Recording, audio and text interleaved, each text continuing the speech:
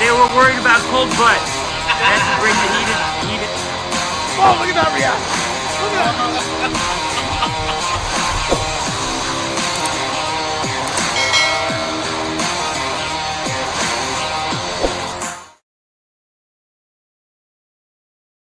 What do you say? What do you know? It's the Full Monty Sports Show. It is Sunday, October 30th, 2022. I am your host, Monte Perez, a.k.a. the Sports Whisperer. I want to thank everyone for tuning in last week. We had 29 states watch the Full Monty Sports Show on Monday night. We know there's a lot of shows out there, a lot of other things you could do, so I appreciate everyone tuning in. Happy NFL Sunday, everyone. Make sure to like and subscribe to the Nuts and Bolts YouTube channel. We're getting a lot of views. We're getting a lot of views every week, but we're not getting people subscribing, or at least enough people subscribing to the Nuts and Bolts YouTube channel. So make sure you subscribe to the Nuts and Bolts YouTube channel. Give us a thumbs up. Make sure to like this particular episode. And I want to thank everyone for tuning in today to the Full Monty Sports Show. Round of applause for everyone. Halloween weekend. We are struggling right now with,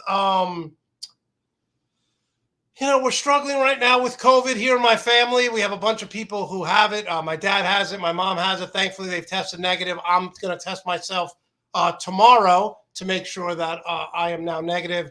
Been taking medicine. Feel better, just tired and a little congested. I've been taking naps, which I never, ever do. I've been taking naps, which I never, ever do. All right. We start each show with the good and the bad and the funny. And right after that, we're going to have Daniel Goodwin join us to talk about the Bears, the Blackhawks, and, of course, the Bulls. I think the Chicago Bulls are a team that's going to be traders at the trading deadline, sellers at the trading deadline. I just don't see them having enough. It's been a couple years now since they're trying to rebuild this team. And I definitely think that they will be sellers at the trading deadline. But we'll get his take on it. And don't forget, tomorrow on Halloween, we will recap Week 8 in the NFL. All right, let's get to the good, the bad, and the funny. Let's get to the good, the bad, and the funny. All right, let's start with the good. Look, Paolo Banchero. You got to love this guy and what he's doing. He's been great for the Orlando Magic. One of only 7 players in the history of the NBA to score 20 or more points in his first 5 games. He's averaging 24 points, 7 rebounds, 3 assists, 1.6 blocks. Look, he's a bigger version of Scottie Pippen. He's the closest thing I've seen to LeBron James. Again, this kid is 19 years old. He's 6'10", 250. And the thing is, he does everything good. He can run the point. He's a good rebounder. He's a good shooter. He's a good scorer. He doesn't do anything great yet. But at 19 years old, he doesn't even know how to play. Can you imagine once this kid starts learning the NBA and the intricacies of playing in the NBA, how good he's going to be? This was a slam dunk pick at number 1 for the Orlando Magic. I remember on draft night, I said, this is the kid you want to pick because he could do it all. Again, he is the closest thing to LeBron James I've ever seen. And, of course, people, when I mention LeBron James, we do a little shot. But he's phenomenal. I'm watching the Orlando Magic now just for him. Just for him. He's been great. And it goes to my next point, and a lot of people may not like this.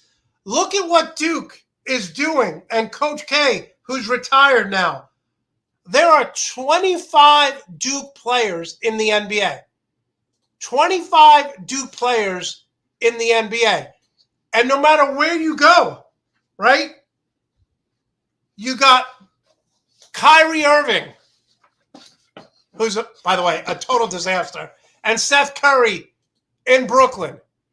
You got Paolo Banchero and Carter in Orlando. You got Cam Reddish, okay, and RJ Barrett, who played with Zion. They're now in New York. And then, of course, my sleeper team, and not really a sleeper team, but one of the teams I feel is going to go far in the NBA, you got Zion and Brandon Ingram in New Orleans. Mason Plumlee, Mark Williams in Charlotte, just to name a few. The Duke players in the NBA are kicking ass. And everywhere you look, every team from Orlando to Brooklyn to New Orleans, all over the country in New York, we're seeing Mike Krzyzewski's players, who were once great college players, doing their thing in the NBA. So that's the good, right? Paolo Banchero, Duke players, really doing a great job in the NBA. Now let's talk about the bad. So 5 games into the NBA season, and we have guys resting, load management. We have guys resting, load management. First of all, of course I like New Orleans. Zion's there and Brandon Ingram's there. Duke people. So yes, I do. But going back to Zion, he's resting. Load management. Okay? Kawhi Leonard. Paul George, resting 5 games in. Anthony Davis, made of glass, hurt his back dunking. Sitting out. Now, before I get to my final point on load management, let me just say this. NBA players are bigger, faster, stronger than ever before. Luka Doncic, the point guard for Dallas, is 6'9", 240. John Stockton was 6'1", 175. So don't tell me that NBA players are soft, okay? Because they are bigger, faster, stronger than ever before. But this has to do not only with the players, but the management, the owners, the general managers. We now have general managers saying this guy won't play more than 68 games. For example, they want Kawhi Leonard to play 60 to 64 games this season. If that's the case, then you have to do what I've been saying needs to be done for 4 or 5 years. Make the Major League Baseball season 132 games. Make the NBA season 68 games. Make the NHL season 68 games. Because I got to be honest with you, seeing players sit 4 or 5 games in for load management is BS.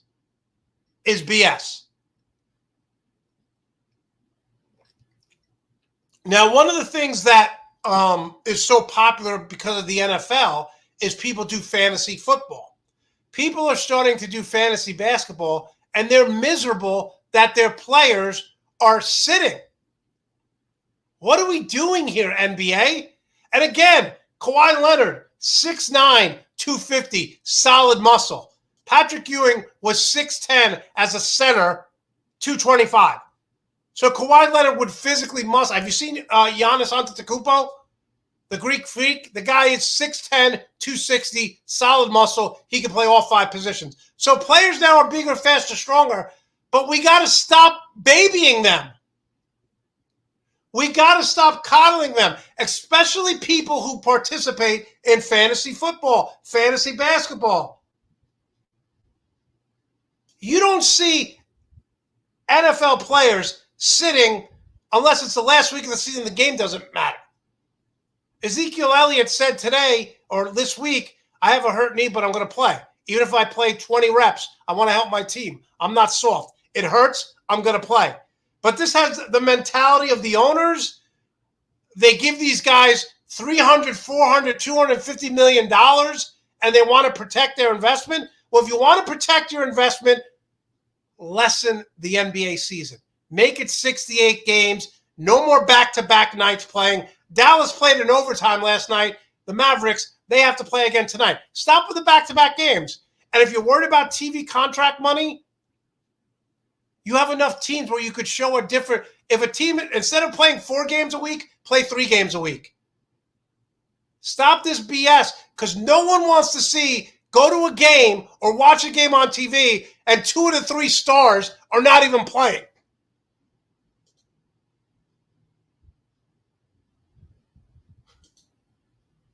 Yeah, I hope I'm live on. Yeah, and Andrew's a huge Kawhi Leonard fan, but it's BS. No one wants to see it. Nobody wants to go to a game, spend all that money, or watch a game you look forward to all day, and then your 2 best players are sitting, not because they're injured, but because we have a general manager who is basically telling them, no, he's not playing more than 64 games. It's bad all around. And one more bad. Let me just say this. Tom Brady and the Tampa Bay Bucks are awful. Awful. And we have Kirk Herbstreit, Al Michaels, legendary announcers. Every opportunity, they're kissing his ass. He makes a bad pass, and they're like, well, maybe, the wide receiver didn't read the route right. It's not your job to kiss Tom Brady's ass and make excuses for an aging player who's no longer at the top of his game. Father Time is undefeated, right? Tom Brady is nowhere near a top 10 quarterback, but yet these announcers keep treating him like he's Joe Burrow, Josh Allen. Do your damn job, Al Michaels. Kirk Herbstreit. How many times did you say he's a first ballot Hall of Famer? He's going to turn it around. The wide receivers need to get on his page. Stop making excuses. We see the product out there. We see that Brady is not the same quarterback. And why should he be? He's 45 years old.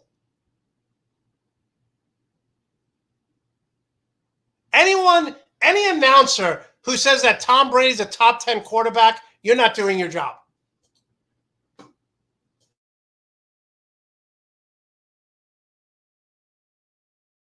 You're not doing your job. I'm tired of it. No one can be at the top of their game forever. Tom Brady's a mere shell of himself. And then they're making excuses. Oh, he's going through a divorce. Well, you know what? Everyone has issues in life. Professionals put those issues aside for 3 hours, and they do it. Tom Brady is no longer, he takes off every Wednesday at practice, so he's not there, and he's not all in. And the play is showing it. And it's not blasphemy to say that Tom Brady's not the player he was. End of story. Do your damn jobs. Do your job, announcers. All right. So that's the good, the bad. Now let's get to my picks.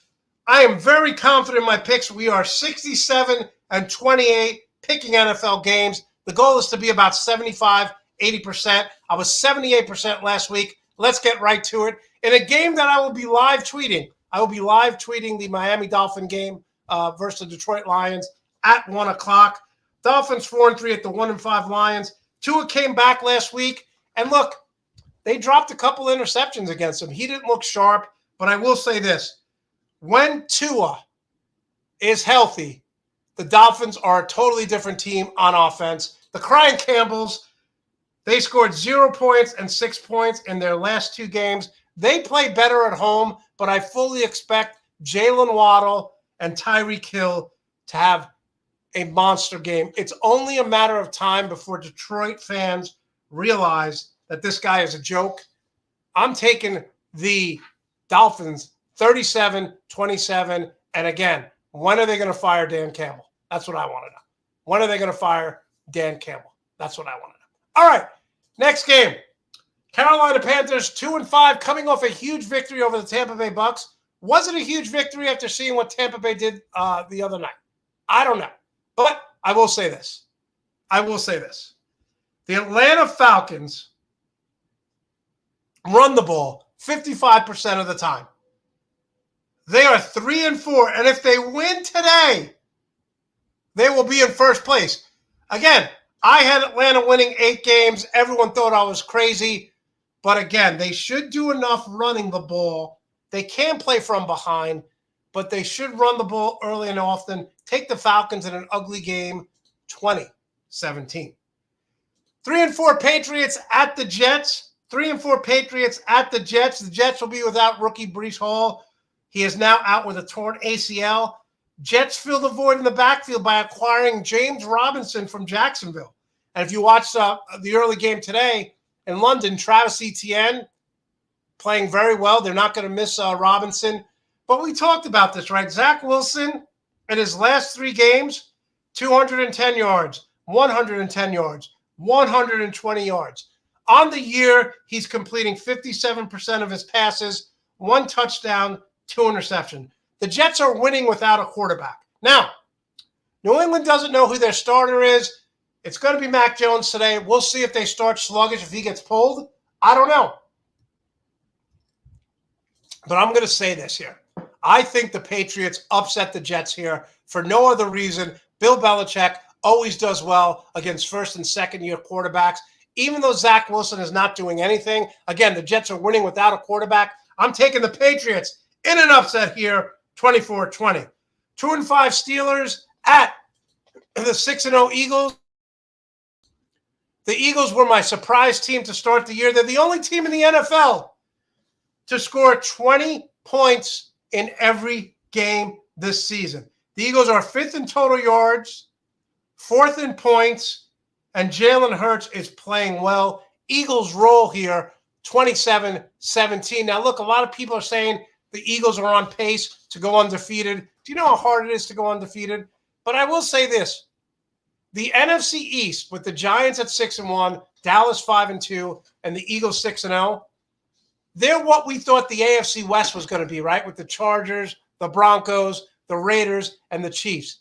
The Eagles are 6-0. They will go 7-0. Okay, in a game that most people will be watching this afternoon, the 3-4 49ers take on the 3-3 Rams. The 49ers have won 7 straight regular season games against the Rams. Christian McCaffrey, I expect him to have a monster game now that he's been with them for a couple weeks.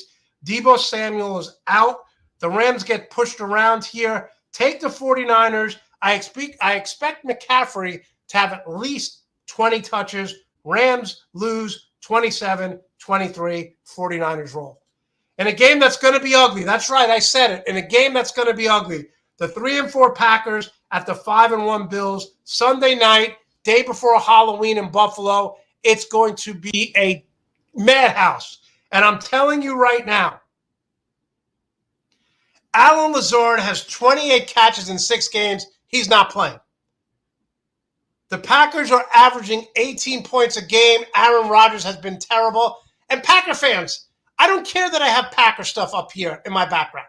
Okay? I don't care that I'm a Packer fan. The team is trash. I am not a fanboy. I'm not going to sit here and say, oh, my team's great and they need to do this. They are going to get steamrolled tonight. 38-20, and I'm sure Dan and Andrea love hearing me talk trash about the Packers. All right. Cardinals 3-4 at the 5-1 Vikings. Kyler Murray told his head coach to shut the F up last week. It was just a disaster on the sidelines, but you have to understand there are certain trends that are happening here. Hopkins is back. The Cardinals, for some reason, under Kyler Murray, are phenomenal on the road. I'm going with the upset here. That's right. I'm going with the upset here. I'm taking the Cardinals to shock the Vikings 34-30. Again, they are very good on the road. They are very good on the road. They beat the Vikings this week. So that means I have the Packers losing and I have the Vikings losing this week in the NFC North. All right, Raiders 2-4 at the Saints. How shocked is everyone that Chris Olave, the rookie wide receiver, is 10th? Now, the reason why in yardage with 495 yards, the reason why I say I'm shocked is because they've had 3 quarterbacks, Winston, Dalton, and every once in a while Taysom Hill comes in and runs the quarterback position. I'm going with the Raiders here, even though the Saints are home. Take the Raiders, 27-23. Titans 4-2 at the 1-4 Texan. Man, this division is awful. This division is awful. The Titans are without starting quarterback. So the rookie from Liberty is going to start, Malik Willis. Expect Derrick Henry to touch the ball 35 times. This is a game no one outside of Tennessee or Houston cares about. Take the Titans 27-17. All right. 6-1 Giants at the 4-3 Seahawks. Let me just explain. This is the only game on this season, this week, that has 2 winning teams with winning records. Yeah, Seattle, Giants. Giants are 6-1. I can't figure out how the Giants are 6-1. I really can't. And it's not mocking them. They're playing great. But Geno Smith is playing well. Who saw that coming? Kenneth Walker Jr. rushed for 168 yards last week and 2 touchdowns. Everyone's taking the Giants this week. It's hard to win in Seattle. I'm taking Seattle 29-26. I'm taking Seattle 29-26. Yeah. Listen, I think they're going to get steamrolled. I really do. I think the Packers are going to get steamrolled. Sorry, Packer fans. It is what it is. All right. So we have a new starter in Indianapolis. Talk about a quarterback carousel. Commanders 3-4 at the 3-1 Colts. So the Commanders are starting Tyler Heineke. The Colts are starting Sam Ehlinger. Listen, this is a game that really, maybe finally Jonathan Taylor will get 30 touches. Maybe. I expect a low-scoring game here. Take the Colts, but I'm telling you right now, if Frank Reich loses this game, he may be out of a job by Monday. Let me repeat that. If Frank Reich loses this game, he may be out of a job by Monday. That's how bad it has been. That's how much they have underachieved. All right, so there you go. I am 67-28 picking games. When we come back, Dan Goodwin III is going to join us. He's going to be talking Chicago sports. You're watching the full Monte Sports Show live on YouTube. In 2006, we founded Yeti Coolers with a simple mission: build a cooler we use every day if it existed. One that was built for the serious outdoor enthusiasts rather than for mass discount retailers. One that could take the abuse we knew we'd put it through, out in the field and on the water. One that simply wouldn't break. We decided early on that production innovation would come from necessity and first-hand experience, not from market research and data analysis. Today, Yeti products perform when it matters most. Whether that be an excursion into the remote Alaskan wilderness, chasing redfish on the Gold Coast, or just getting together with friends in the backyard, we make gear that helps you stay out longer, travel farther, and live harder. # built for the wild. Hey football fans, we have a great offer for you from one of our newest partners, FanDuel Sportsbook. Sign up now for a new FanDuel account by using our special link located in the description, and you will get a no-sweat bet up to $1,000. That means that you can bet up to $1,000 on your first wager risk-free. FanDuel will give you the amount you wagered back in free bets if you lose. So go ahead and bet on your favorite team this Sunday, and even if they lose, you are taken care of. To claim this special offer, just click the link in the description and create a new account. Then, make your first bet on whatever you like. That's it. Win some money at FanDuel today.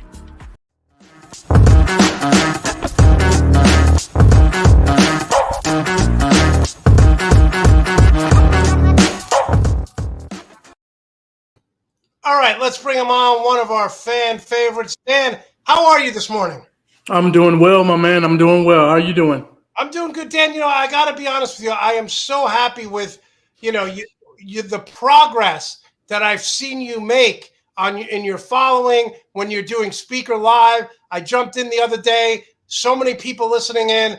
You are growing, and I'm so happy for you because when it comes to Chicago sports, there's really no one better. So do you see how much more you've gone upward with following, with people listening to your speakers' conversations and in your podcasts? Yeah, it's been awesome, man. We put in research. You know what I mean? I'm not tooting my own horn or anything like that, but we put in research and we try to give people objective commentary, similar to what you did with your Green Bay Packers earlier. Right? It's funny because Dan retweeted my article and he said, my man Monte is saying the Packers are going to get steamrolled, and so many people were laughing. So, yeah, I know you like, same with A. Marie, our co-host on Monday nights. She loves when I talk trash about the Packers, but it's not trash talking. They're just not good. Yeah. It's just you have to be that. You have to be consistent with that, right? You call out the good, the bad, the evil, whatever you want to call it. And it's been wonderful to have such a to grow our platform and things like that. We have a good time. Spaces is always nice. We do that during the game. We have like a little halftime show and a post game show as well. And it's always nice to have guys like you. We had Jeff Barnes. He comes in there and speaks sometimes. I know Brad was in there. Nice, man. I don't speak. You know what it is when I go to when I hop on these shows, I go and I don't speak because I don't want to take away from. I just want to listen and learn because honestly, when it comes to the Bears, there's really no one better. And so let's talk about that. I couldn't have been more impressed with last week seeing Justin Fields run the ball 33-14. It was a very impressive show. We know that Bill Belichick always does well against young quarterbacks, but it almost seems like he didn't have an answer for Justin Fields running the ball. Yeah, exactly. He was they caught him off guard, you might say, right? That was something that was in the game plan that really wasn't prevalent before. And the Bears kind of, ran some jet sweeps and things like that, designed play calls for Justin Fields to run the ball. And it worked out, man. It really worked out for them. They kept him off balance. They kept Belichick guessing. And that's what you want to do, especially, when you're going up against somebody who likes to take away what you like to do best. You keep them guessing, and they did a good job of it. I thought it was a brilliant game plan. I think Luke Getsy put together a nice game plan. He's put together several very good game plans in the early part of this season. The biggest problem that the Bears have had is that they can't capitalize, right? They're able to move the ball many times, but once they get into the red zone, they stall out, and they're coming away with 0 points. So that was a nice difference last week, and we'll see if they can improve on it this week going forward. Getting compliments on your hat and your gear as always. Is that a new hat? Yeah, that's a newer hat, man. I appreciate it. Whoever mentioned that, that's a nice one. All right, Dan. So we're going to get to a lot of stuff here, but Andrea brings up the point. I don't understand why you're trading Quinn here to the Philadelphia Eagles. I thought this guy who, even if his production wasn't up, he's someone you got to account for, and he makes other people better because they may double team him. Were you shocked at this trade? I'm not going to say I was shocked at the trade, right? You like to have a guy like that on the team and things like that, but I'm not shocked by the trade. I thought they were going to trade him in the offseason. They ended up holding on to him to get a better deal. They got a 4th-round pick for him, which is good. That's about as best you can ask for a player of his magnitude at this age and stage of his career, right? But you do see the impact that it had. We saw Roquan crying in his press conference. Yeah, the news broke and he just broke down. I wasn't a fan of that. I don't want to see my linebacker, my middle linebacker, outside linebacker. I don't want to see him crying on national television. But it is what. But it just shows you what a leader this guy was and how respected he was by the rest of the team. Yeah. He had a way of connecting with some of the younger players, especially guys like Roquan. They're both from the country part of the country, the South and things like that. So they were able to communicate and kind of become really good friends. So, you hate to see this happening, but it is a business. The NFL is a business. And the Bears right now are in the business of trying to figure things out, right? Get more picks. Exactly. And you get a 4th-round draft pick. That's what they want to do. When Ryan Poles came into this situation, this is why I said it's not surprising to me. He said that he was going to build this roster through the draft. It's a rebuild, and he's going to build it and infuse it with talent, young talent from the draft. And that's how you sustain success in the NFL. You draft well. You have to draft well. those free agent pieces, they work out nice sometimes, but many times you're overpaying for free agents. So I say that Quinn with was the good, but no, I say that with the NBA too. You look at the Golden State Warriors, right? They've drafted well over the years. You build through the draft. You look at Milwaukee Bucks with Middleton and Giannis. Yes, you could add free agents, but the long-term success is definitely teams that draft in every sport. You look at what the Atlanta Braves have done over the years with their draft picks. Andrea brings up a good point. Smith has had a lot of issues with this team. And now they just traded one of his best friends. Do you think he stays, or you think it's more than money? Yeah, I don't want to see him go. I don't want to see him go if I'm a Bears fan. I get it quite often, man, and it's a great question to ask because it's so much that Roquan brings to the table, right? He's all over the field. He's young, he's fast, he's physical, so he makes plays out there, right? And he's won us a game this year. I mean, on the interception that he had earlier, he's caused some fumbles, things like that. Those are the things that we were asking for Roquan to do going forward into this season, and he's kind of picked up the pace on doing that.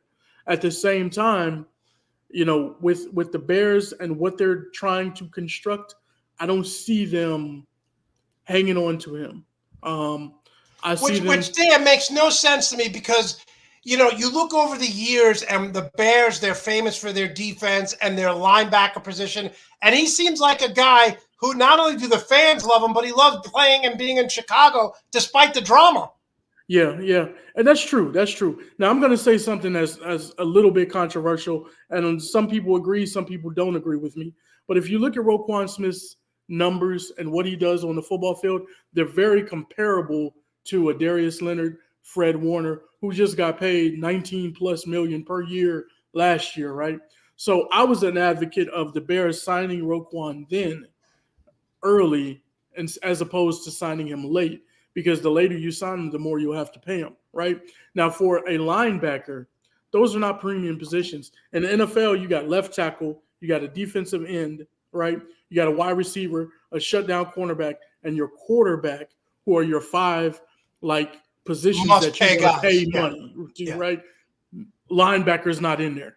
You see what I'm saying? Yeah. So that's the problem that you have with Roquan. He's an outstanding player. I'm not taking anything from him, but when you're talking about filling out your roster and giving money to certain people and positions, you're gonna shoot yourself in the foot if you give too much money to that guy. And he's young, but we're not on the verge of winning. Yeah, they can battle for a wild card spot or something like that. But are we on the verge of a Super Bowl? And that's not the case. I think Andrea wants to steal your hoodie, Dan. So just be aware. She may find you somewhere.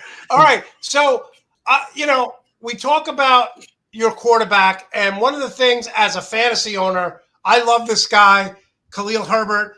I just don't understand why David Montgomery is getting more touches. Are you fine with the 1-2 punch? Because on the outside looking in, this guy should get the ball touches 25 times a game. Am I wrong? Are you fine with the 1-2 punch? I think you're wrong on this one, Monte, and I'm gonna tell you why. I believe I'm good with the 1-2 punch. I think you need that 1-2 punch in the NFL in today's league, right? And let's be honest, Khalil Herbert comes into the game. He's coming into the game in different situations, right? Is the offense guessing run, or are they guessing pass, right? If he's coming in and they're guessing pass, yeah, there may be some lanes for him to get through, and his numbers may look better. I think Montgomery had 62 yards last week. He had 65, but he had a couple less carries, right? 9 as opposed to 15 or something. Right, yeah.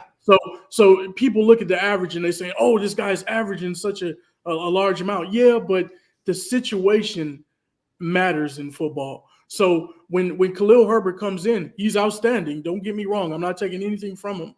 But when he comes in, maybe the situation calls for him to be able to get a little bit more yardage per carry average. But David Montgomery is a wizard at what he does. He runs physical. He runs quick. Good in the passing game. Good in the passing game. He can pick up blocks. And Khalil Herbert does not pick up blocks very well. And when you're talking about the problems that the Bears have had on the offensive line, you need a guy who's going to be able to pick up a block every now and then instead of Herbert. He really needs to work on that going forward to be kind of a every down back, you might say. So you're cool with the splitting time? Yeah, I'm okay with it. Okay. I'm good with it. Yeah. All right. So I want to talk because I have the same situation here with the Atlanta Hawks. They're number one. Their offensive line is rated number one against rushing the ball. They're 20th against the pass. People don't realize this. The Bears are number one in rushing offense, but their offensive line went on a third and long. They just seemed like Justin Herbert's, running for his life. So are you happy with the offensive line? Is it a work in progress? Because they are number one in rushing. Mm-hmm. Yeah. Well, pass blocking as opposed to run blocking is two different things. When you're pass blocking, you're on your heels most of the time, right? So you have to be stronger, you might say. Run blocking, you get to push people around. Most offensive linemen would like to run block before they pass block because it's easier. You don't get beat. You're not on your heels backing up. Instead, you're going forward and you're moving bodies around. That's what they like to do. So I think the Bears are a work in progress. I think we have some wonderful pieces that can really, once they become a unit in the pass blocking scheme, then they'll be better, right? They'll be better served for it. We do have some injuries as well. Lucas Patrick, he hasn't been there pretty much the entire season. Guy that we got from Green Bay, he was injured with his hand, couldn't snap the ball. We brought him in to be the center, and instead we had to, go back to Sam Mustipher there. He finally got into the game, and then he hurt his toe or stubbed his toe or something like that. I wasn't a big fan of that. He got carted off last week, so he's out for a couple of games. So you have these situations, and this type of stuff pops up. But when you have a young team, you got 2 second-year guys playing on the right side, and you got Braxton Jones, who's a rookie, a 5th-round rookie on the left side, protecting the blind spot. So when you have this young group of guys, it takes a little while for them to get some continuity together and work as a unit. Some cursing going on here, Dan. Bear the F down, Dan. Okay. All right. That's what they say. Hey, man, that's the terminology that they use in Chicago all the time, every time. So, Dan, I want to talk about this defense because they're 7th in points, giving up 18.9 points per game, which is pretty good. But what I don't understand is when you have a defensive coach and an aggressive defense, it's almost like you want to, be aggressive, but it's almost like the Bears are bend but don't break. Because when I look at the stats here, they are 30th on third down. They can't get off the field, giving up a first down 46% of the time. I thought they would be a little bit more aggressive on defense. Are you happy with what Matt Eberflus has done defensively with this team? I'm happy with what he's doing defensively. And the reason I say that is because we got a musty for the Pro Bowl. I don't know about that. I see that little comment there. I like what he's doing with the defense because he's making adjustments in games. If you look at what the Bears are doing in the second half of ball games, they've only given up 2 touchdowns the entire season. I believe it is. So they're able to make some adjustments. Now they get caught off guard and they kind of watch and see what your game plan is going to be in the first half, and that'll change as time comes as well. But once again, this is a work in progress. When you got so many new pieces, learning a new defense, you got 2 rookies in the defensive backfield. You got rookies up front that are playing like Dominique Robinson. I give you a thing. Dominique Robinson, he'll be getting much more playing time with Robert Quinn gone now at defensive end.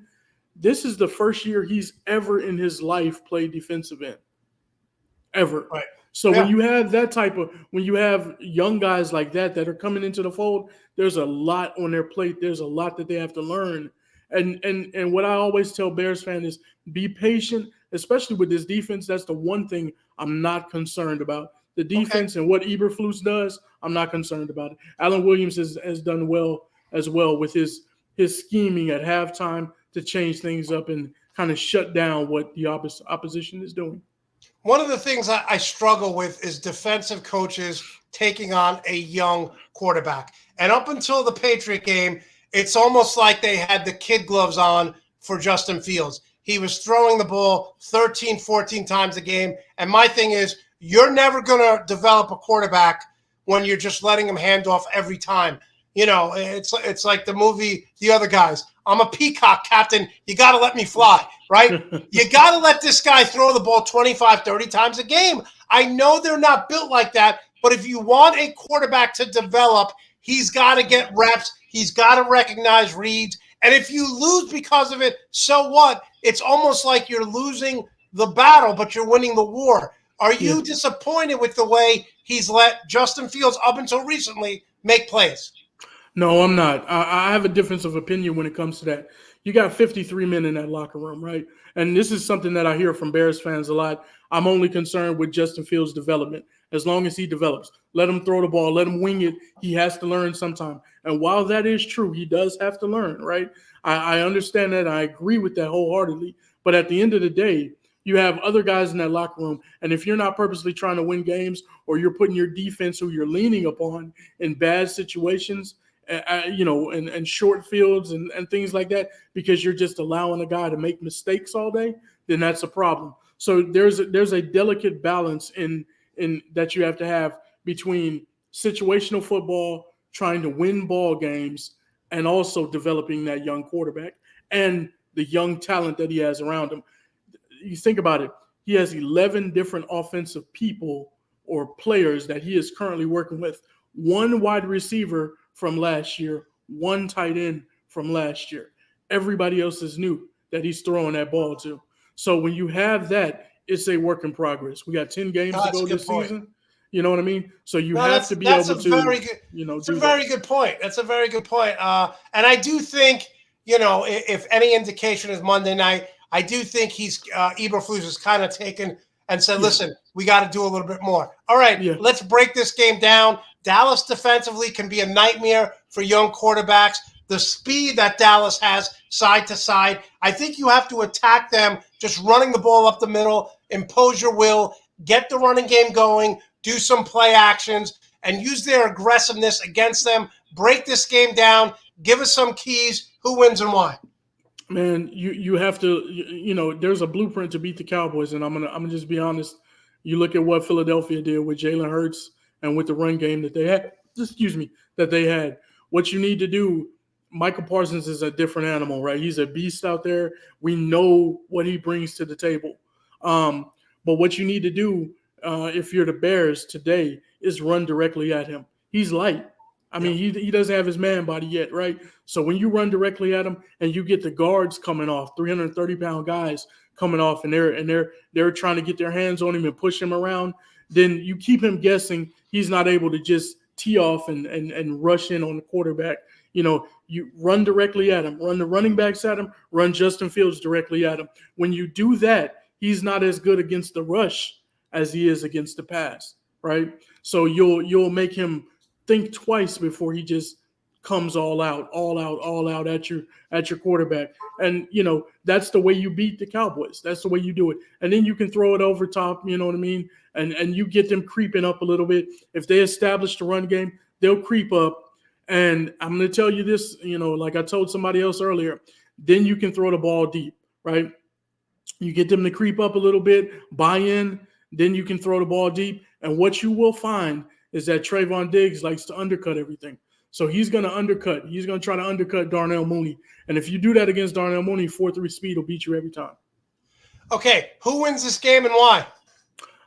Well, I think it's going to be a tough game. I think it's going to be a battle. I'm going to say, the Bears will win this game. I can't come on. Oh, wow, really? I can't. I would do a disservice to Andrew and to all my Bears fans watching if I came on here and said the Cowboys were going to win this game. So I'm riding with the Bears, of course. It's bear down, bear the F down all day, every day. And that's what we're going to do. We're going to handle this. They're gonna go into Jerry World, into that stadium. It's not that hard to play in Dallas. I'm going to be honest with you. It's not hard. And you know why? Because they have art exhibits around, right? The people are milling about throughout the stadium, and they're looking at art exhibits. And, you got this big party room that everybody goes to. I've been there before. This is what Dallas is, right? So it's not hard to play there. The crowd will not be that bad. And you know what? Chicago, believe it or not, pay attention to it. Chicago has taken over that crowd today. No, I was just about to say, the Bears are one of those teams like the Bills that just travel really, really well. All right, Dan, give us your final four. The AFC Championship and the NFC Championship. I have the Eagles. They were my sleeper team. People are talking about them going undefeated. I don't think that's going to happen. But I think they're going to win that division and possibly win 12 or 13 games. Who's your final four in the AFC and the NFC? Man, it's a tough one. In the AFC, I think that one's more laid out, right? I'm going to go Kansas City and I'm going to go Buffalo. Those seem to be the teams that are rising to the top. They're they just have so much on those teams and so much to deal with. Buffalo is probably the most complete team in the NFL, in my opinion. So you have those two teams over there. Over in the NFC, it's much more wide open. That's why you have a lot of people that are frustrated with what the Bears are doing because they figure, hey, we could catch fire, blah, blah, blah. Yeah. But, it is what it is. Just be patient, learn and watch. I'm going to go Philadelphia as well. And for the other team, man, I mean, it's just a toss-up, man. The Rams have a Super Bowl hangover. The Rams don't look good at all. No, they don't. And then you got San Francisco, but they're struggling from time to time. Jimmy G doesn't trust his quarterback. I mean, his coach, and vice versa. The coach doesn't trust him. I don't know who's going to be that other team in the NFC right now. The NFC is so bad. Honestly, Atlanta Falcons are going to be 4-4, and they're going to be winning their division. So that's just a crazy stat. All right, let's move to other Chicago sports. Talking with Dan Goodwin here. All right, so you won 3 cups, man, from 2008 to 2015, but you haven't made the playoffs 4 out of 5 years. What do you expect from your new coach, Luke Richardson? Are the Chicago Blackhawks a legitimate playoff team? They can sneak into the playoffs. When you have some of the players that they have some talent out there, guys that will play, that will come and they'll bring something to the table every single night, right? Will they be able to run away with anything? I doubt it. But they're going to play hard. They're going to play fast, and things like that. And I'm good with the new coach.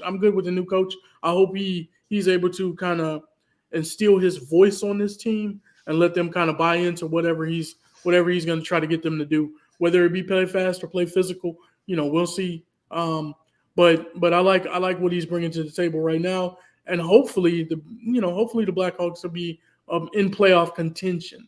We'll see if they listen. Make it. My Rangers, they won yesterday 6-3, but they haven't looked good at all either. And there was talk that the Rangers were maybe go after Patrick Kane and a bunch of other stuff.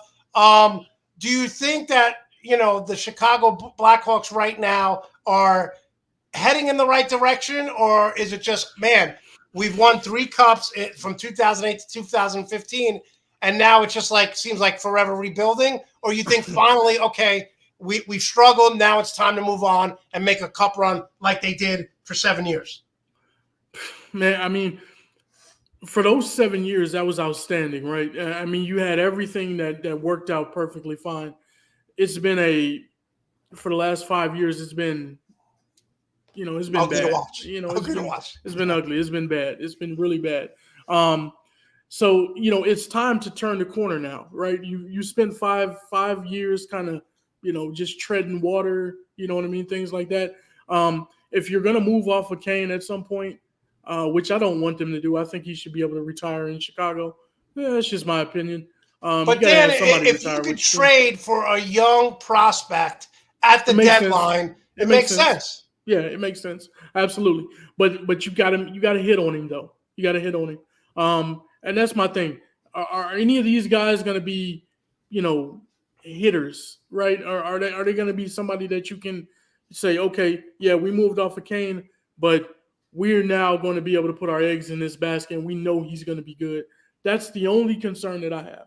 I don't need prospects that are huge question marks. I need prospects that need to come in here and just have an opportunity to shine. Yeah, exactly. Okay. Fair enough. All right, we're talking with Dan Goodwin here. It's 14-10, Denver Broncos over Jacksonville Jaguars. Russell Wilson is just awful. I don't even know how to describe it. He's just terrible. Crazy. It's crazy what's happened. No, it's so bad. All right, Dan, I'm going to say something here that you're probably not going to agree with, but if I'm the Chicago Bulls at the trade deadlines, I break this team up. This team, I know you're going to think I'm crazy because DeRozan and Zach LaVine are two elite scorers, but I just don't think this team is built to make a run in the tough Eastern Conference. And I got to be honest with you, I don't see them winning 50 games. Ooh, 50 games, yeah. I think they can get 50. I think that's my prediction is that they get 50 games this year. I think they can. The Bulls, this is the Bulls' problem. They've had this problem for a while now. And their problem is that they don't have a power forward. Patrick Williams. For 3 years they haven't had a power forward. Yeah.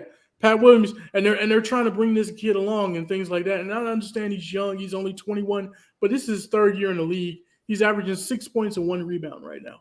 And he's your starting power forward. He brings nothing to the table, man. Nothing to the table. Now, maybe a different change of scenery will do him well. I don't know. Maybe he's not a power forward because he's only 6'7" and he's about 220 pounds. So maybe you could play him at small forward. But we have that sewed up with DeMar DeRozan at small forward. So they're trying to force him into this power forward role, and obviously it's not working.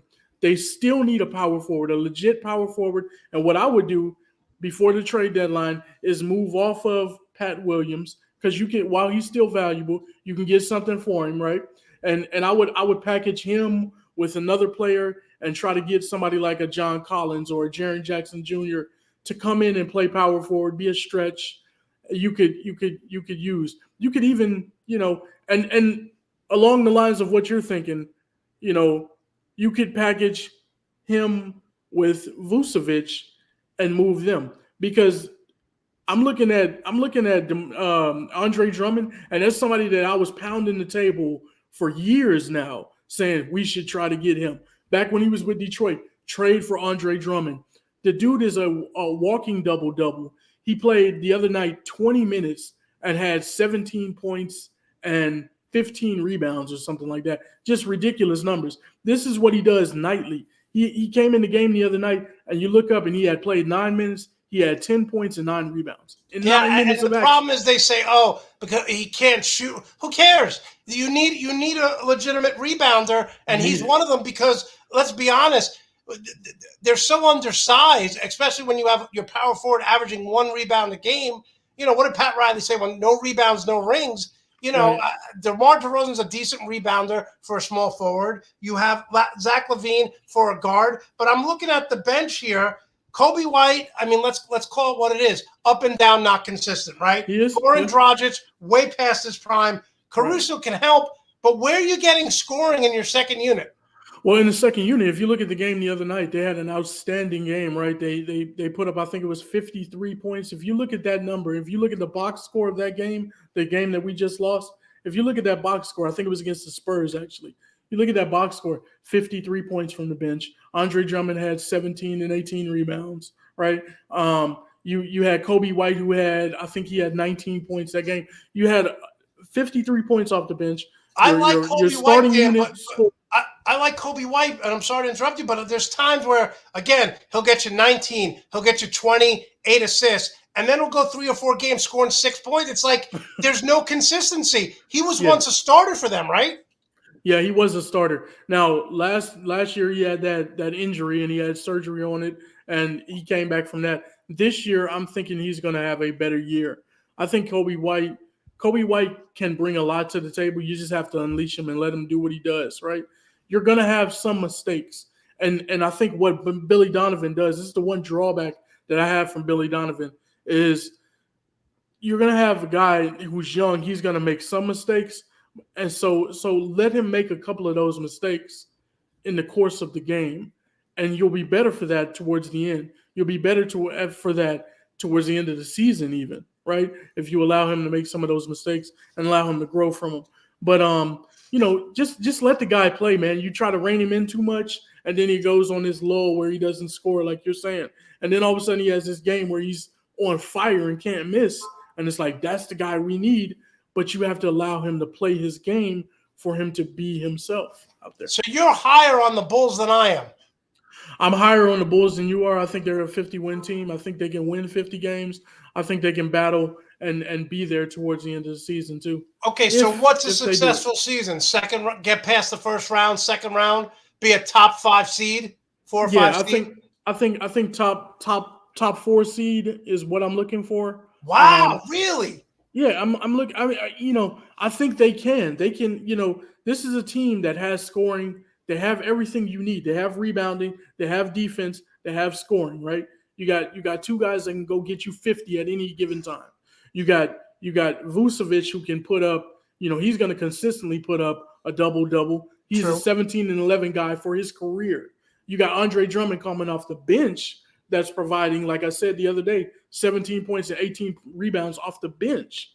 You can't, or 15 rebounds. That's insane. So you have what you need. You have some athleticism with guys coming off the bench that can create problems defensively, like Caruso, Javonte Green. So you have a lot of pieces.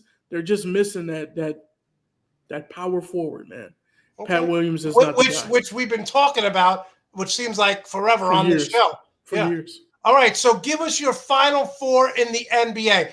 By the way, how bad are the Lakers? It is so ugly to watch. Like they're not even competitive in their games. No, and they got another game tonight. It's going to be funny to watch that. No, but they're not competitive. I mean, they're getting blown out. They're getting ran off the court. It's just you look at the game and they trail the whole game. Man, I don't know what they're going to be able to do and they have no draft picks because they gave them all up for the Anthony Davis deal. Dan, Anthony Davis hurt his back the other day on a dunk. He dunked and he hurt his back. I mean, this guy's made of glass. I don't understand how you could be around LeBron James, who lives, breathes, and eats in the gym. Every off season, he goes away to Maldives. He's working out. He brings his trainer with him, and he's working out. If I'm LeBron James, I'm like, dude, what is wrong with you? Yeah, I mean, Jordan back in the day, you talk about Jordan, and he was like LeBron. He's working on his body. He's working out, doing this, doing that. And there was a thing in Chicago, where guys joined him and started doing it. It's called the Breakfast Club. Everybody knows about it. Scottie Pippen, Ron Harper, those guys would get together and they would go and work out before the workout, before practice, before breakfast, eat breakfast, and then go practice. Kind of like the Redeem Team, what they did with Kobe Bryant when he started working out. Exactly. Yeah. And that's what I don't understand about AD. AD, you have a guy in LeBron, and that's one thing I can't take from LeBron is that he puts in work on his craft, right? So if you got a guy that you're around this guy all the time, how does that not rub off on you at some point in time? I mean, just for the sake of like pride and like, oh my God, this guy's staying an hour after practice. No, I'm going. It's crazy. By the way, one of the reasons why I don't think Chicago will be as good is because Ball can't seem to stay healthy. When he gets back, when he's healthy, they're a different team. Yeah, when he's healthy, they run up and down the floor. He finds people on the break. That's his thing. Right now, we're working and we're operating. We got Ayo Dosunmu, who's running point guard, and he's doing a decent job. But it's not like having Lonzo Ball out there. Defensively, he's much better. He runs the break. He passes. I mean, he sees the field. The court so well. So we really miss him. I don't know if it's going to be him coming back anytime soon, though. From what I understand, he's indefinitely out. And you're probably looking at, sometime around the All-Star break, if at all possible. And when he does play, he's definitely a pass-first guy. He could shoot the three. Much better defender. Gets a lot of steals. Ignites the fast break. They're a totally different team with him in the lineup. But again, he can't take a lot of that pressure. You take a lot of that pressure. With him in there, you take pressure on DeMar DeRozan and Zach LaVine from having to bring the ball up the court and initiate the offense, because they're basically working as quasi point guards sometimes, taking turns doing it right now. So if you got Lonzo Ball in there, that frees them up to do more energy-wise. Everything, goes up a notch. All right, Dan. So today at halftime, will you be doing, before we get you out of here, another 1 or 2 more minutes, will you be doing speaker at halftime?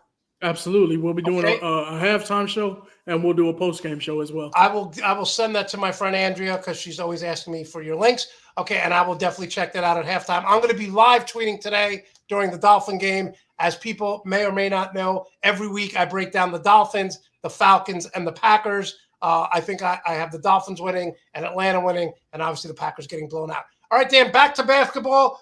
Who is your final two in the West? Are you going to go Clippers and Golden State Warriors? And who's your final two in the East? In the West, I'm going to go Golden State Warriors, and I'm going to go, believe it or not, Denver Nuggets. If Dan, they aren't can you stay sick of the healthy, Warriors being there? Aren't you sick of the Warriors being there? I'm tired of them being there. It's a lot that can draw them back from being there this year, right? They have some internal strife and things going on. You got Klay Thompson, who's clearly frustrated with his play, and people calling him out negatively. He's not the same player. I said this week. He's not. I said Trae Young and DeJounte Murray are the best backcourt, and someone said, well, Steph and Klay. Klay's just a shooter now. 5 years ago. Five years ago, they were the best. Yeah, Klay's just a shooter now. He's not a great rebounder. DeJounte Murray's going to average 29 and like 8. And Trae Young's going to lead the league in assists. But Klay Thompson's not the same player. No. His lateral movement is not as good. He can't jump. You know what I mean? And it's nothing wrong with that. This is just, you tear your Achilles and your ACL back-to-back seasons, and you miss 2 entirely full seasons, 2.5 seasons, basically, almost 3 seasons. Yeah, that's going to be the case. So it's nothing negative. We're not haters or anything like that, but it is what it is. He's not the same guy. So you have the Denver Nuggets, who can't stay healthy either, against the Golden State Warriors. All right, let's move to the East. Let me start with this statement. Kevin Durant is no longer a top 10 player in the NBA. Am I crazy for saying that? Yeah, I think he's still a top 10 player. He hasn't played like it in this opening part of the season or anything like that, but I still think he just looks disinterested. He looks disinterested. He does. I mean, he's not the guy that I remember him in Golden State and even Oklahoma City. I'm like, damn, that guy's getting 30 no matter what. Now he just doesn't look like he likes basketball. He doesn't love it. LeBron, Steph Curry love basketball. Well, see, Luka loves basketball. Trae Young, I don't think he loves it, Dan. When you're with a team and there's so many personalities on that team, so many selfish tendencies on that team. That's true. It starts to play a part, and it plays a part. But he shouldn't have left Golden State. They would have won 9 titles. You shouldn't have never left, right? You should have stayed there. If he had stayed there, but see, that's the thing. The grass is always greener on the other side. He wants to be happy. This is clearly a guy that's really not happy with. I don't know what it is that he's not happy with, but a lot of things in life tend to push Kevin Durant towards the bad attitude or. But you'll never get a more selfless superstar than Steph Curry. Whatever you want to say about Steph Curry, he's a willing passer. He'll let you take the big shot. He doesn't need to be in the limelight. He does his own thing. And then he goes to Kyrie, who's just a disaster. No matter where Kyrie goes, whether it's the world's flat, I think the vaccines are poisoning people, or now coming out with some anti-Semitic stuff. Kyrie's a disaster. Kevin Durant left Steph Curry for Kyrie Irving. And that's the thing. I think as far as basketball-wise, clearly the best fit for Kevin Durant, Golden State, playing with that team, playing with guys who he should have never left OKC. Come on now, get out of here. Well, wait, but can we just talk about 2 championships? Can we just talk about that for a second? OKC, Russell Westbrook, James Harden, Kevin Durant, Paul George, Serge Ibaka, what's the center? Steven Adams, Victor Oladipo. How many stars has OKC have? And let me tell you something. Shai's going to leave too. He's a great player. He's going to leave too. OKC can't seem that they have great players and they just leave. They can't put it together, man. And guys leave because it's not fun in Oklahoma City. I've been there. It's not much to do there, man. But I mean, I guess I'm like Joe Kim Noah now. I'm going to direct all to Dan's email. All the Oklahoma City Thunder fans, just attack him. Yeah. I'm sure I'll get some hate mail or things like that. That'll be the first. But it is what it is, man. If he didn't leave Oklahoma City, he wouldn't have won championships. You couldn't have won with Russell Westbrook, and LeBron's finding that out right now, right? Oh yeah, everybody's finding that out, right? All right, so Dan, who do you have in the East going to the final 2? Well, once again, I'm gonna say Milwaukee because I just. When you have Giannis, he's probably the best player in the league. He's, I saw a stat the other day where most games where you had 30 points, 10 plus rebounds, and 5+ assists was Giannis last year, and he had cleared everybody by like 8 games. I mean, he's outstanding with what he's able to do on the basketball court. So I put Milwaukee in there, and I'm going to say for the other position, it's probably going to be Boston and maybe Chicago. Boston will probably get in there if everything works out with their coaching situation. So you are totally disrespecting my Atlanta Hawks, who I think have the best starting 5 in the NBA. You think that Chicago will go further? We'll do a little bet on that, Dan. We'll take a little bet on that. I think the Hawks are going to win about 52 games. You're not concerned with Boston and their coaching staff and the things that have gone on. I thought when they got Malcolm Brogdon, he would be the starter. He's coming off the bench. I thought when they got Danilo Gallinari, that was a great pickup, and he's out for the year. You're not concerned with Boston at all, with their upper management, what's going on there? I think there's some issues there. I think there are some issues there, but you got guys that they weathered the storm last year, and they started out really poorly, and they were able to come on and bring it on. I think when you have guys like Jason Tatum, Jaylen Brown, you have a 1-2 punch like that. Plus, you got Robert Williams who can bang the boards, and you got some other guys like Marcus Smart who does the dirty work. Yeah, they have a team that's complete in that term, right? This is what I'm talking about with my Bulls. We're not a complete team. We're a good team, but they're not complete because they're missing that power forward. I think this team in Boston is more of a complete team than somebody else. And true enough, I give your Hawks credit, man. We're gonna have to take that bet. The Hawks are tough. They're tough. That backcourt is something to be dealt with, right? But I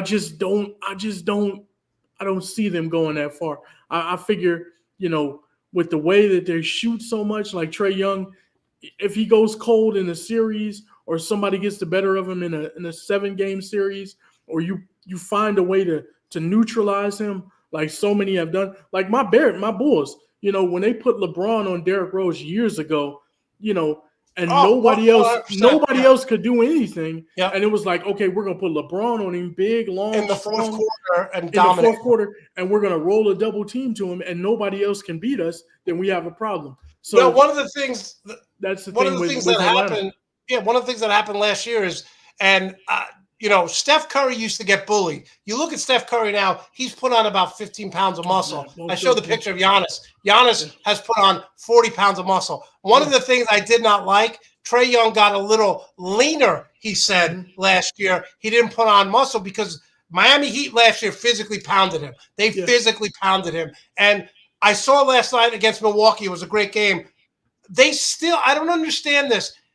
When DeJounte Murray has the ball, they don't run Trae Young off a screen like the Golden State Warriors do with Steph Curry, like Indiana Pacers used to do with Reggie Miller, or Miami used to do with Ray Allen. It's DeJounte Murray at the top of the key. They set a screen, and Trae Young sitting in the corner. They don't run off the screen for Trae. And I said all off season, this is what you have to do. You got to use him like they use Steph Curry. I think Milwaukee, when Chris Middleton comes back, is the best team in the NBA. Do you think they win the title, or are you going with the Warriors? Man, that's a tough one. That's a tough one. I think they're tough. I'm gonna have to say Warriors though. Until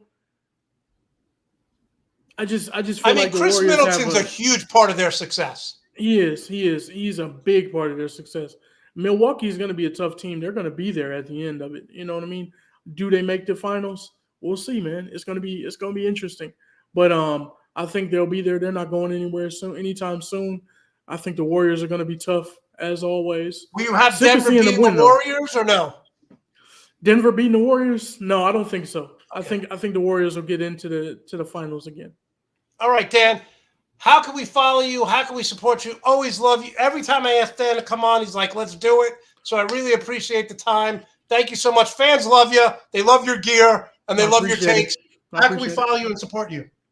You can find me at Dan Goodwin III on Twitter, at 3 Kings of the Midway, at 3 Kings _Midway on Twitter as well. We have a YouTube channel now that we have all of our podcasts on, so you can see us and you can interact. You can comment, like, post, retweet it, whatever you want to do. Good and bad. We welcome it all. We appreciate everything because it only makes us better, man. So at the end of the day, shout out to my two co-hosts. Shout out to Monte. Thank you for having me as always. It's been a pleasure, man. I've always loved coming in here, and I really, really, really have to get you to come on the Three Kings in the Midway podcast soon. Would love to do that, especially now because the Packers are so bad. I'm sure the fans would love to hear me kill the Packers. So maybe when the Packers-Bears play, we'll preview that. Really appreciate your time, Dan. All right, now watch that game tonight. I know you'll be in pain tonight, right? I am real. Listen, if the Dolphins win, I'll be happy. If Atlanta wins, I'll be happy. I'm expecting a blowout. I know that's hard to say, but the home stadium, Sunday night, Bills Mafia is crazy. The day before Halloween, and one thing about the Bills, when they take a lead, they don't let up. They want to bury you. I like so that. I'm saying 38-20. Yeah, I'm thinking somewhere along the same lines. It's gonna get ugly up there. Yeah, no, it really is, and that crowd's gonna be crazy. All right, Dan, we'll see you down the road. Thanks so much. All right, thank you, buddy. Great job by Dan. I want to thank everyone for tuning in. Remember to subscribe and give this particular episode a thumbs up. And real quick on my extra point. So about, I don't know, maybe 25 years ago, I know I'm going back here, but it really annoyed me. Billy Crystal, the comedian, got up in a minor league baseball game for the Yankees, and he struck out. And fans gave him a standing ovation. And my response was, why the hell does Billy Crystal, who's never played minor league baseball, deserve to be in a spring training game with fans when he's a comedian? Now, he struck out. Whatever. Why? Why did he deserve that? And people were like, oh, Monte, you're being too hard. I don't even think there was social media back then. But I remember I was livid about this. I'm like, do you know how many minor league players have spent 10, 20, 30 years of their lives playing baseball? And they've never gotten to that level where in spring training, they could put on the Yankee uniform and get in that bat. Now, why do I bring this up? What does that matter? Well, last night, all over social media, it was Jake Paul versus washed up MMA fighter Anderson Silva. And I tweeted out, if you're watching this, if you're paying to watch this disaster, you're part of the problem. This is not entertainment. It's two amateur fighters beating each other up. And thank God it wasn't sold out. The arena was half filled because no one wants to see this. I don't want to see amateur guys. If I want to see amateur guys, I'll go to YouTube. There's a YouTube link called Street Beefs where these people meet and they fight in a ring and they settle their disputes. Amateur people. This guy's an amateur fighter talking trash like he's the greatest fighter ever. He's never fought a boxer. He's fighting Anderson Silva, who made his living as an MMA fighter and was a great grappler, ground and pound guy, submission guy. If you're paying for this crap, you're part of the problem with our society. You know, there was a comedian, Sebastian Maniscalco, who said, when I grew up, and I don't want to be like one of those guys, get off my lawn. When I grew up, we had Prince, we had Michael Jackson, we had entertainers. I watch American Idol now, and I'm like, is that Kyle from Kinko's? Now, I'm not saying that there's talented people who have yet to be discovered, but come on, man. This is not boxing.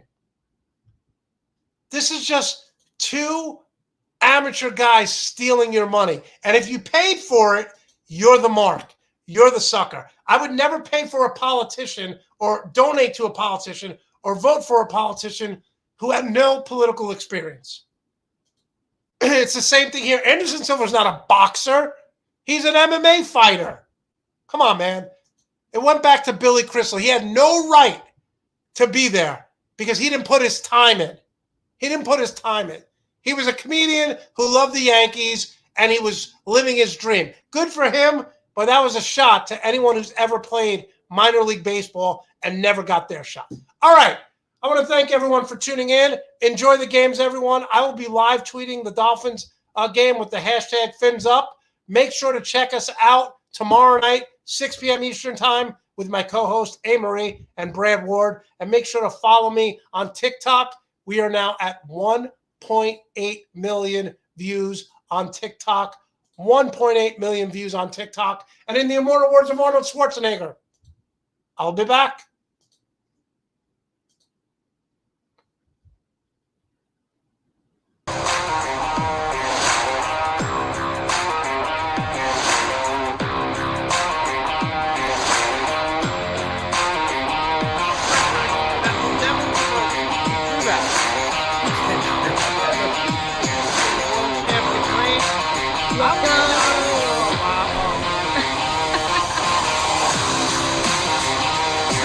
They were worried about cold butt. That's to bring the heated. Oh, look at that reaction. Look at that.